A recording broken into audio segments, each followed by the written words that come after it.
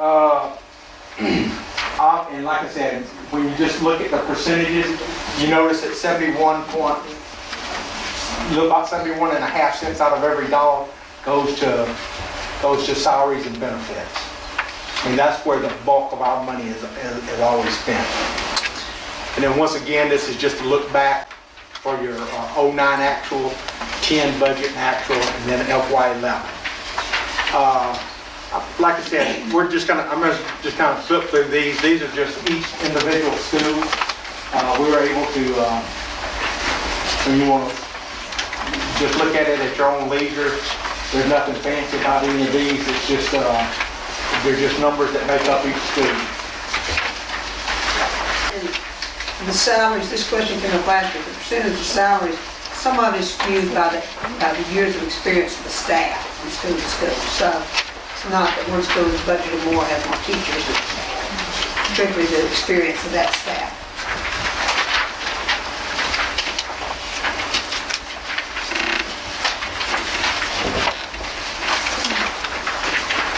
Well, it's easy to go through a budget this way. All right, our per pupil expenditure.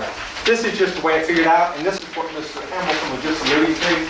This is not always, there's no rocket science on this. I mean, this is just taking what's actually is out there to spend at each school divided by the anticipated enrollment, and that's how you come up with those figures.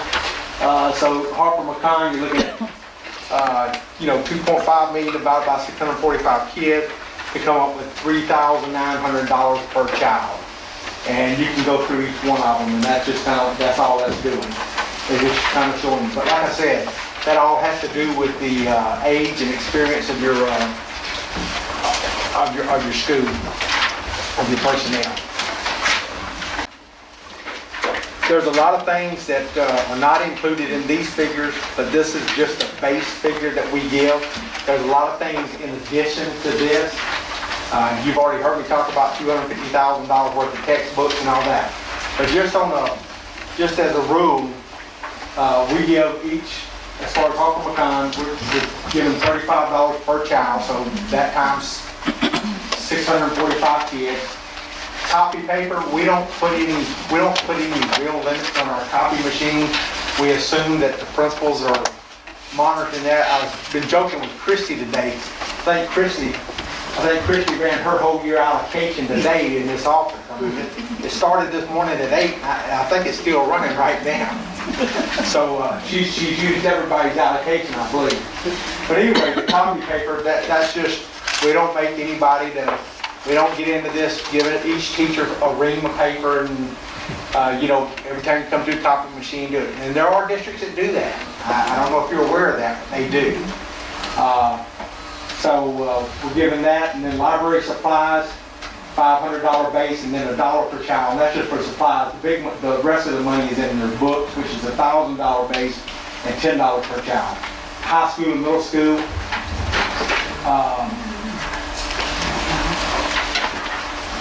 Can I ask a question? Any questions? Yeah, let me make a correction real quick here though. Because when I copied it, you know how you copy things? High school and middle school, we give $50 per child. They run more, their activities are a little more. Where it says 20 per child, that really should be 50 for instruction. And is there a reason why Quarles isn't on there? It's not And Quarles out on there. Okay. And Because they get the same thing.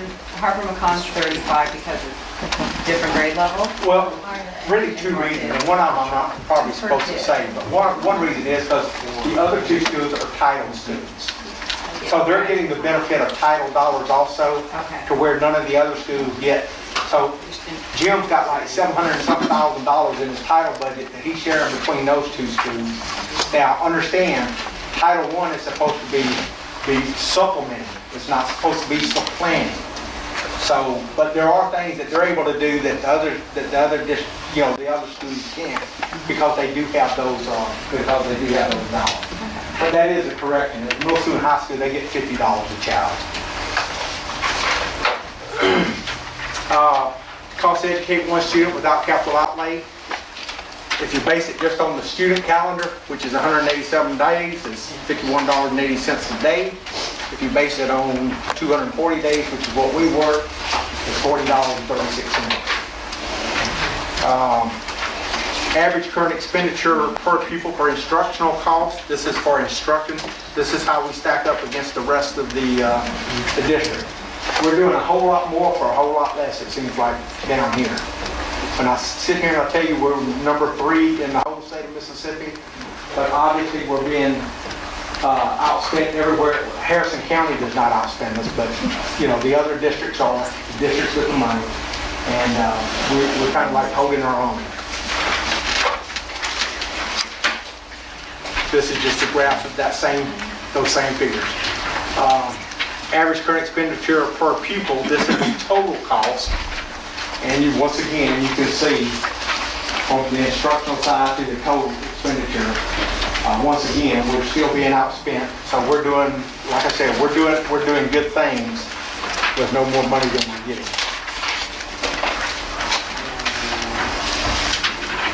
This is the operational budget. This is the one I was talking about that we actually, I'll put the one on here, the district. I'll tell you how to read this a little bit in a few minutes on here. I'm not going to go through the whole thing because this is just showing the picture. You'll notice that if you look at the very top, you'll see 4 numbers like 1110, 1120, 1130, 1140. And then as you flip the page, there'll be 1190, 1210. Those are functions. Like 1110 is kindergarten. So that's how much money we're spending in our kindergarten functions.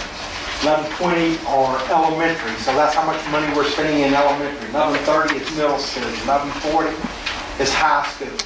As you go through, each one of those functions has a different thing. 1210 is gifted. 2600, when you get into the 2600, that's maintenance. When you get into 2700, that's transportation. And I'll show you, like I said, we'll talk about that in just a minute. But this is just our district maintenance. Now this is like I said, this is the one that we have discretion on, how we actually spend our money. Let me just go on through to get through the summary. Our total revenues for the year, $24,603,000. Expenditures, $27,841,000. The beginning balance, once again, was $12.3 million. We're projecting to end with $9 million. And then, before we do any questions, let me just supplemental that kind of like backs up everything that we've just gone over. This is where I tell you how to read those on the code. I gave you an example of a code here where the first 4 digits just tells you what kind of fund it is. The second 3 digits tell you the general ledger code, whether it's a revenue or an expenditure. The third set of digits tells you the function. You remember when I told you these are our expenditures by function? So if it says 1,000, if it says 1140, that means it's going into instruction. And then so forth. Down to the fifth set of digits is the object code, which tells you all those things that we were just talking about, salaries, benefits, etc. And this is the actual picture of our budget, which is the last thing that I put in here, which is, and it recaps everything on this page. This is called a combined budget. It just recaps everything. And when you get over to the right, you'll see that same figure we talked about, the $27,841,000. You'll see the revenue up there, $24 million, etc. And that goes through each particular fund. When you look for those first 4 numbers, the funds, you'll notice that at the top what each one of them is. For instance, 2090. When you see a 2090, that's our extended school year.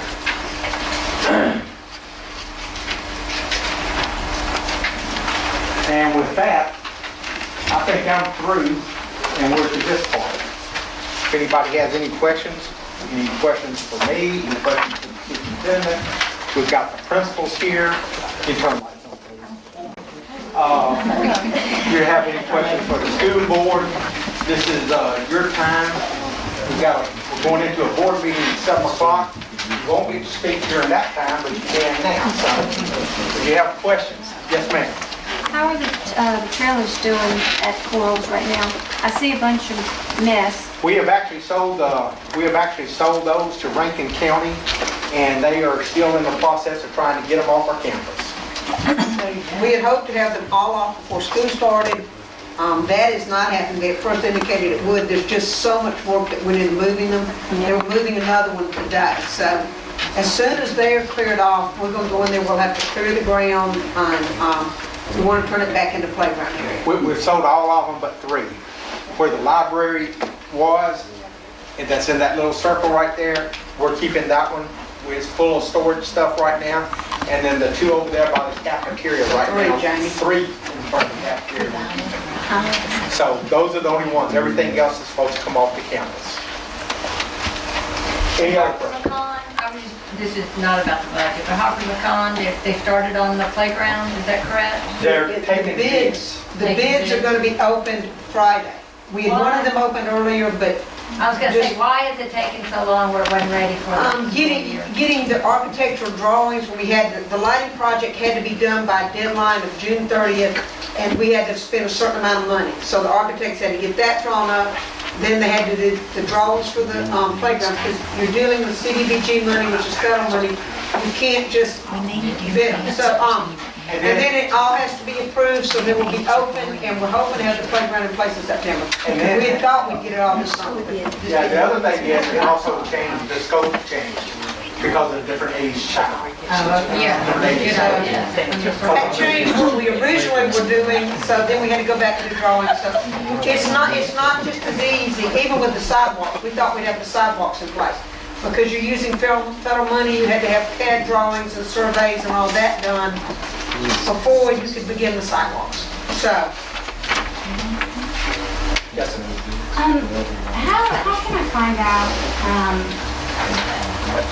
don't know how to ask this.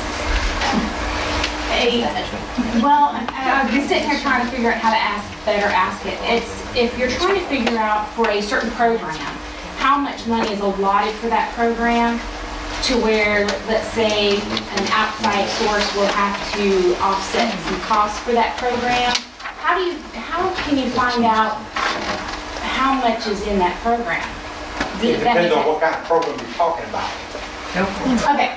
If you're talking about track Band. choir Let's say, versus. I'm on the board of the band boosters. So Okay. if I'm trying to figure out, how much is allotted, how much is actually the school is actually paying for, Okay. aside from what the band boosters are I actually. understand what you're saying.